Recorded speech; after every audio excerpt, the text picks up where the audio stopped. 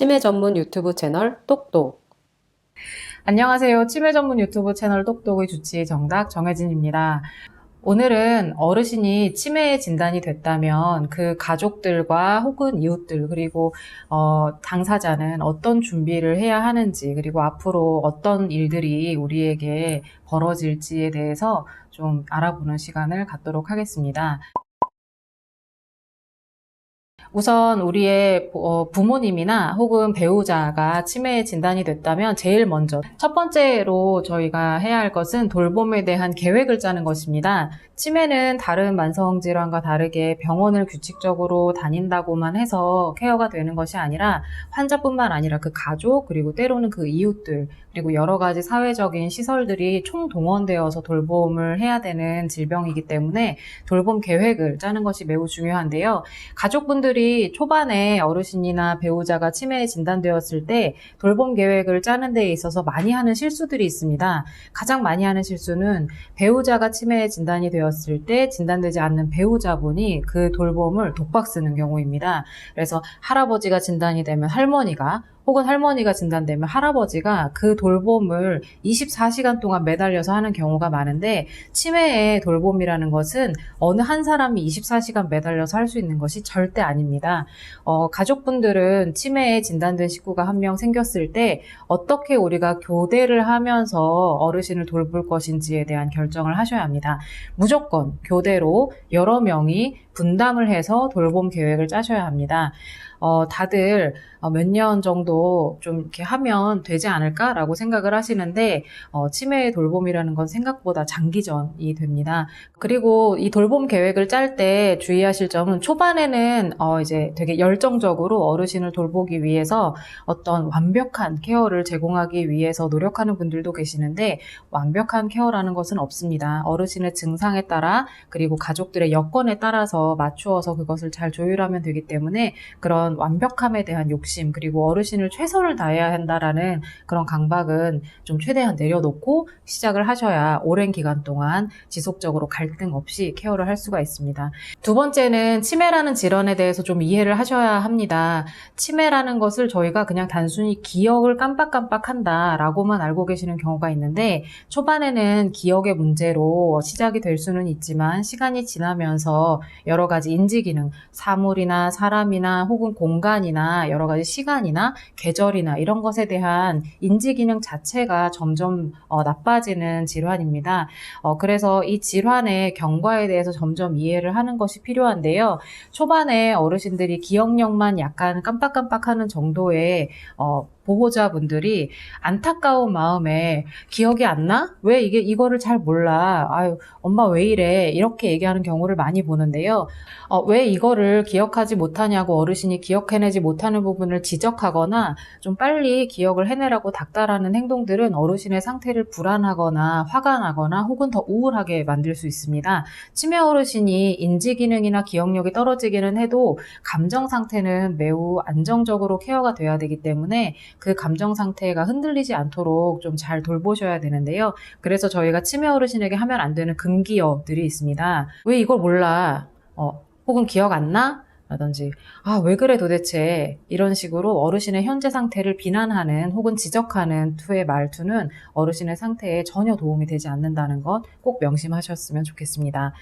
그리고 어르신들이 기억과 인지 기능의 문제가 시작이 되면서 점점 시간이 지나면 언어의 기능 자체 혹은 신체적인 기능의 자체들이 점점 나빠지는 상태가 오기 때문에요. 그것까지 대비를 해야 하는데, 가장 대표적인 예를 들자면, 단순히 기억을 깜빡깜빡하던 어르신이 어느 순간 갑자기 대소변을 가리지 못하는 상황이 된다던가, 식사를 하거나 잠을 자거나 일상생활을 하는 데에서 문제를 겪게 되는 상황까지 오기 때문에요. 그런 것까지 최종적으로 좀 마음의 준비를 할 필요가 있습니다.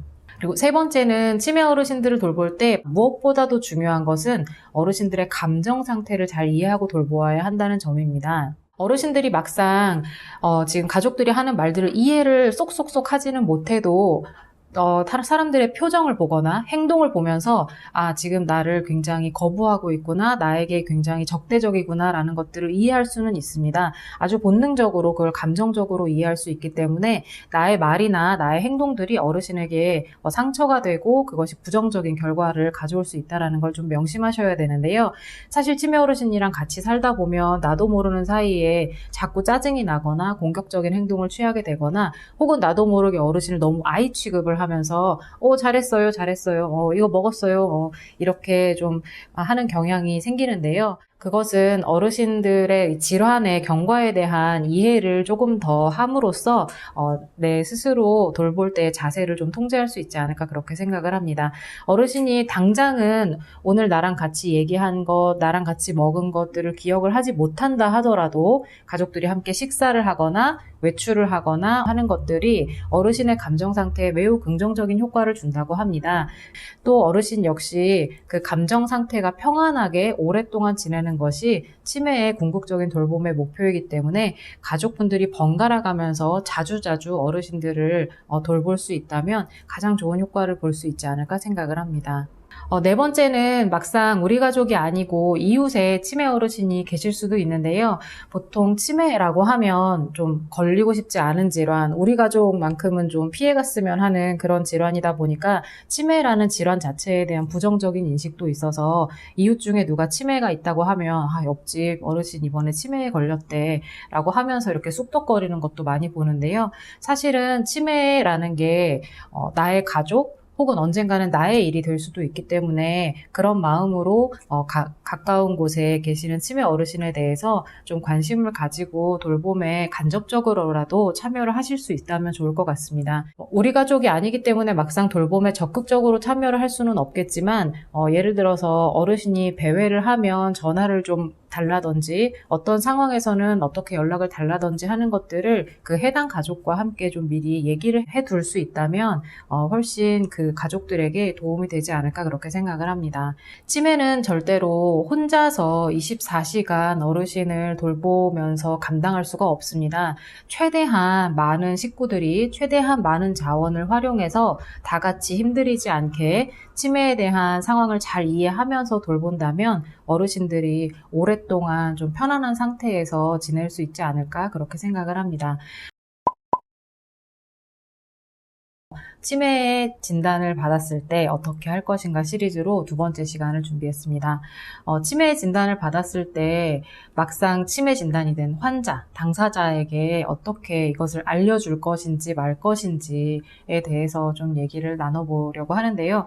사실 이것과 관련해서 저도 고민을 되게 많이 해봤어요. 막상 우리 부모님이 치매에 진단이 된다면 알려줄 것인가, 혹은 막상 내가 치매에 진단이 된다면 알고 싶을까? 이런 고민들을 많이 해서 여러 가지 자료들도 좀 찾아보고 치매 진단을 알려드리는 게 환자와 가족들에게 편안할지 아니면 그냥 비밀로 하고 약도 적당히 그냥 드리는 게 나을지 그런 것들에 대해서 좀 자료를 찾아봤더니 조금 얘기가 여러 가지가 있기도 하고요.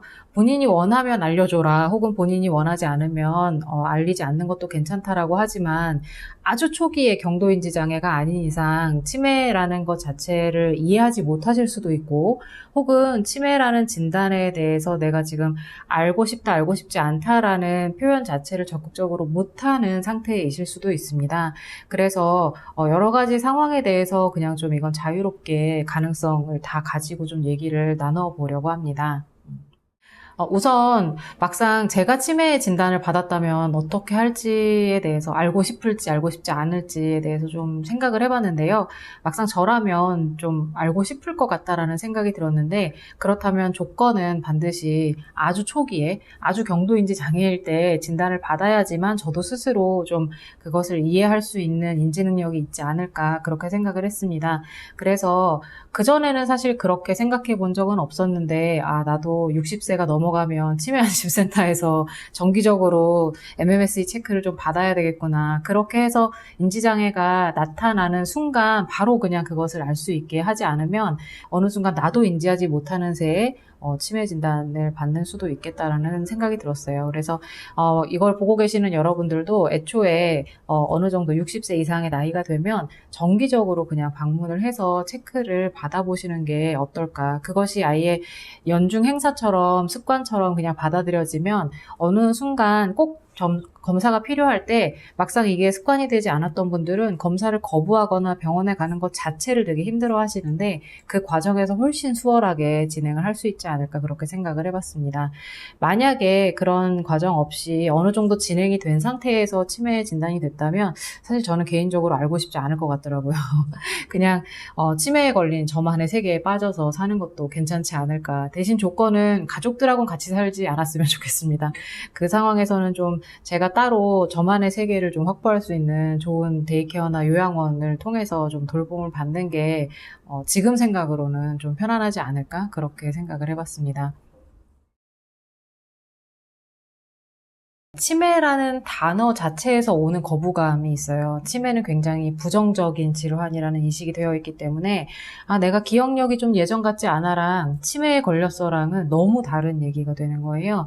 그래서 다행히 부모님이든 누구든 당사자가 지금 상황에 대해서 좀 받아들일 수 있는 상황이라면 연세가 드셔서 기억력이 예전 같지 않고 이게 좀 그대로 방치했을 때에는 어떤 문제가 생길 수 있어요 라는 식으로 상황 설명이 가능하다면 굳이 치매라는 진단명을 밝히지는 않아도 괜찮지 않을까라는 생각을 했었거든요. 그래서 치매라는 진단명을 꼭 얘기하지는 않아도 어르신의 지금 컨디션이 상황을 인지하고 이해할 수 있는 컨디션이라면 치매라는 단어를 뺀 채 지금 현재의 상태의 경과와 그리고 앞으로 생길 수 있는 일의 가능성, 어떻게 예방하고 케어를 해야 하는지 등에 대해서는 좀 같이 설명하고 공유할 수 있는 그런 시간을 가족분들이 가지는 게 어떨까 그렇게 생각을 합니다. 매년 정기적으로 인지기능에 대한 평가를 좀 가족분들이 솔선수범해서 적극적으로 좀 챙기시는 게 가장 좋은 방법일 것 같고요. 치매라는 진단을 알리기보다는 지금 현재 상황을 공유하는 것이 좀 더 적절한 표현이 아닐까 그렇게 생각을 합니다. 치매 진단을 받았다면 그 세 번째 시간인데요. 이번 시간에는 치매 진단을 받은 이후에 이용할 수 있는 여러 가지 장기요양 서비스들을 증상 경과의 순서대로 좀 설명을 드려볼까 합니다. 우선 경도인지장애, 아주 초기에 그런 인지장애가 진단이 되었을 때는 받으실 수 있는 서비스가 몇 가지 있는데요. 지역마다 치매안심센터가 다 있는 건 알고 계시잖아요. 그래서 치매안심센터에 가시면 지역마다 조금씩 차이는 있지만 다양한 프로그램들이 좀 제공이 되고 있습니다. 그래서 어르신이 좀 흥미를 가지고 재미있게 할 수 있을 만한 프로그램들을 좀 골라서 그런 것들을 좀 그 시간에 맞추어서 가서 경험을 하고 오는 것이 괜찮지 않을까 생각을 하고요. 치매안심센터보다 조금 더 적극적으로 돌봄 서비스를 이용을 한다면 데이케어 센터입니다. 그래서 데이케어 센터 같은 경우는 어르신을 일정 시간에 모시러 와서 센터로 모시고 가고 하루 종일 시간을 좀 보낸 다음에 초저녁쯤 다시 어르신을 집으로 모셔다 주는 것까지 그런 송영 서비스까지 다 이루어지는 곳이고요. 데이케어는 초기 경도인지 장애 같은 경우는 주 3회 정도 이용을 하실 수 있고 5등급 이상 받으신 분들은 주 5일 동안 이용을 하실 수 있습니다. 데이케어 센터에서는 전문 인력들이 항상 상주를 해 있고 같은 시간에 일어나서 하루 중에 규칙적인 일과를 보내고 집으로 올 수 있고 식사를 늘 규칙적으로 할 수 있고 다양한 어르신들과의 관계를 통해서 사회 훈련도 가능하기 때문에 데이케어 센터는 어쩌면 경도인지 장애, 초기 치매 같은 경우에는 아주 좀 적절한 서비스가 아닐까 생각을 하고요. 경우에 따라서는 데이케어 센터에 왔다 갔다 할 때 집에서 어르신들의 그런 준비를 좀 도와줄 수 있는 가족이 적절하게 안 계시는 경우에는 그 시간 동안만 잠깐 방문 요양 서비스를 이용을 하시는 것도 좋을 것 같습니다. 어르신의 상태를 집에서만 이렇게 보는 경우에는 객관적으로 진행되는 것에 대해서 파악이 좀 어려운데요. 센터에 계시는 동안에는 여러 사람들에 의해서 객관적인 관찰이 가능하기 때문에 어르신들의 증상이 어떻게 바뀌는지 중간중간 또 규칙적인 체크를 통해서도 확인할 수 있으니까 그 점도 매우 좋다고 볼 수 있습니다. 치매가 어느 정도 진행이 되어서 데이케어 센터를 이용하기 어려운 상황이거나 혹은 데이케어 센터를 가는 것 자체를 완강히 좀 거부하시는 어르신분들이 좀 계세요. 그래서 그런 경우에는 방문 서비스를 이용하시는 게 좋은데요. 방문 서비스는 저희가 방문편에서도 설명을 드렸지만 방문 요양, 방문 목욕, 그리고 방문 간호 서비스 등이 있습니다. 방문 요양은 요양보호사님이 집으로 오셔서 하루 중에 일정한 시간 동안 어르신을 좀 돌보는 서비스인데요. 단순히 그냥 가사일을 돕는다라고 생각하시는 것보다는 어르신의 일상 전반에 걸친 일상생활들을 다 도와줄 수 있습니다. 그리고 신체 운동이나 다양한 인지 훈련 같은 프로그램들도 진행하니까요. 방문 요양 서비스를 일정 시간 사용을 하시는 게 어르신들을 케어하는데 가족분들이 케어의 분담을 이렇게 나누면서 굉장히 도움을 받을 수 있습니다. 처음에 설명드렸던 것처럼 한 사람이 24시간 어르신을 돌보는 건 불가능합니다. 그렇게 해서도 안 되고요. 그래서 방문 요양을 통해 어르신을 돌볼 수 있는 시간을 확보하고 그 시간에 보호자는 조금 자유롭게 개인적인 시간을 보내는 것이 굉장히 필요하다고 볼 수 있습니다. 어르신이랑 떨어져 있는 게 좀 불안해서 어르신을 요양보호사 선생님한테 맡겨놓고도 그 자리를 떠나지 못하는 보호자분들이 가끔 있어요. 그래서 그런 분들은 약간의 분리를 위한 단계적 훈련이 필요한데 요양보호사분이 집에 왔을 때 어르신과 시간을 보낼 때 가까운 곳에서 좀 근교에 있는 뭐 카페라든지 이웃집이나 가까운 곳에서 시간을 보내면서 점점 그 거리와 연락하는 빈도를 줄여나가는 것도 방법이 될 수 있습니다. 방문 요양 서비스를 이용할 때 요양만 이용하지 마시고 간호를 좀 같이 이용하는 것을 권장을 해드리는데요. 그 이유는 대부분 치매 어르신들은 치매만 가지고 계시는 것이 아니라 연세가 있으시기 때문에 고혈압, 당뇨, 그 외에 여러 가지 뭐 뇌경색, 파킨슨 혹은 다른 뭐 척추 질환 등 기본적인 여러 가지 질환들을 좀 가지고 계십니다. 드시고 계시는 약도 많고 치매 약뿐만 아니라 다양한 것들이 있기 때문에 약물 관리라든지 혹은 어르신의 상태에 대한 객관적인 의료적인 평가를 좀 정기적으로 하기 위해서라든지 하는 것들을 위해서 전문적인 방문 간호 서비스를 주기적으로 받으시기를 좀 권장을 드리고요. 방문 요양과 방문 간호를 적절히 섞어서 잘 받으실 때 어르신이 집 안에서 굉장히 좀 편안하게 지내실 수 있습니다. 마지막으로 그 어르신과 집에서 같이 지내기 어려운 정도의 컨디션일 경우에는 요양원을 고민을 하게 되는데요. 가족들을 알아보지도 못하고 24시간 사람이 밀착해서 있어야 간신히 이게 케어가 되는 경우에라면 집에서 돌보는 것은 좀 무리가 있다라고 생각을 합니다. 우리나라 사람들뿐만 아니라 다른 나라도 마찬가지겠지만 어르신을 요양원으로 모신다는 것 자체에 대해서 좀 거부감을 가지거나 그것이 마치 불효다라고 생각을 하시는 경우들이 많은데요.